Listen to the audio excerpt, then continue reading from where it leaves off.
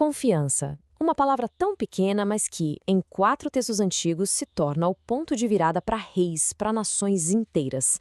Vamos mergulhar nessa história e descobrir como uma única decisão, que depende totalmente de onde a confiança é depositada, pode de fato mudar o curso de tudo. E para começar, já vamos direto ao ponto, com a pergunta que está no centro de toda essa análise. Será que uma única aliança ruim pode mesmo anular uma vida inteira de boas escolhas? É exatamente esse o dilema que o rei Josafá enfrentou, e a resposta tem muito a nos ensinar. A nossa história principal se desenrola lá nas páginas de 2 Crônicas. É uma história sobre 2 reis, uma aliança que tinha tudo para dar errado e uma lição. Uma lição muito poderosa sobre onde não se deve colocar a confiança. Vamos entender o cenário. De um lado, nós temos Josafá de Judá, um rei justo que fortaleceu sua nação, que seguia a Deus.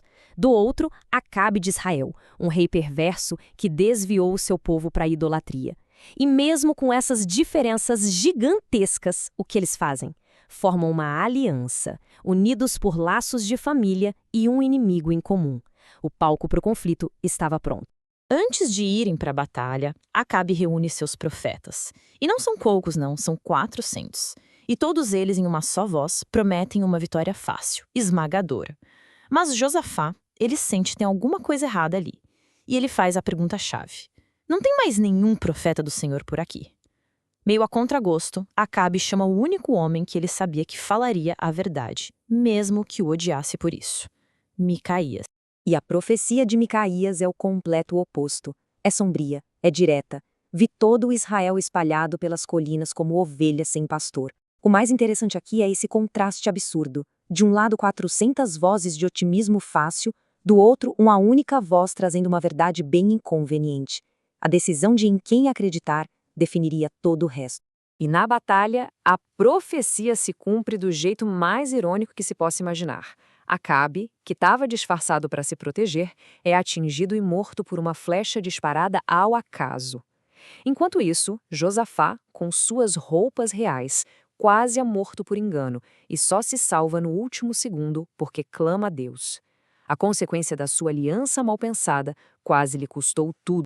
Essa história toda nos leva direto a um princípio universal que a gente encontra lá no Salmo 20.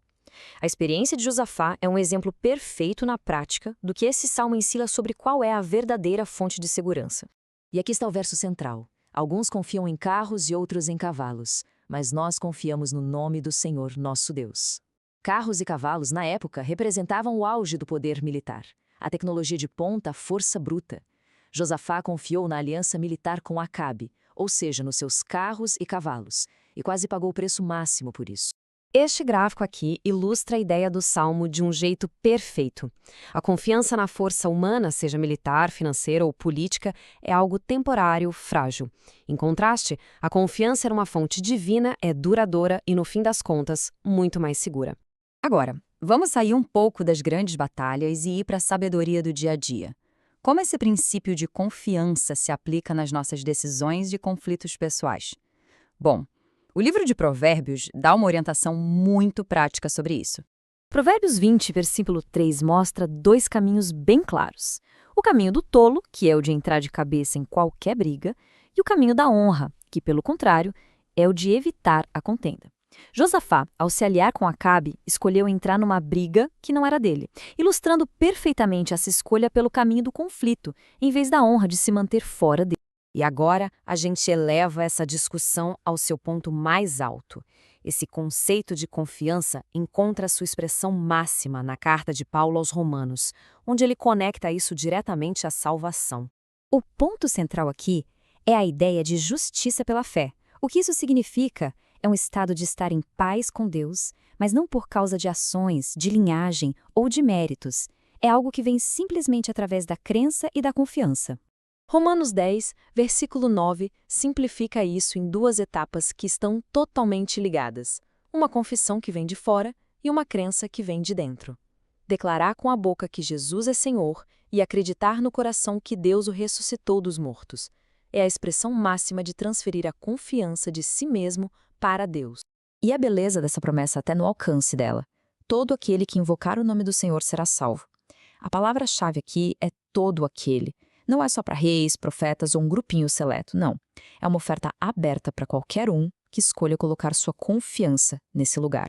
Então, vamos amarrar todas essas pontas. A gente viu como essa questão de confiança se desenrolou num campo de batalha antigo, e como ela ecoa até chegar numa escolha profundamente pessoal. Essa jornada nos levou de um campo de batalha lá em Judá, passando pela poesia dos Salmos e pela sabedoria prática de Provérbios, até culminar nas convicções mais profundas do coração humano, que a gente viu em Romanos. E tudo isso nos deixa com uma reflexão final. A história de Josafá, a poesia do salmista e a teologia do apóstolo, tudo converge para uma única pergunta que atravessa os séculos. Nos momentos que realmente importam, onde a nossa confiança está verdadeiramente depositada.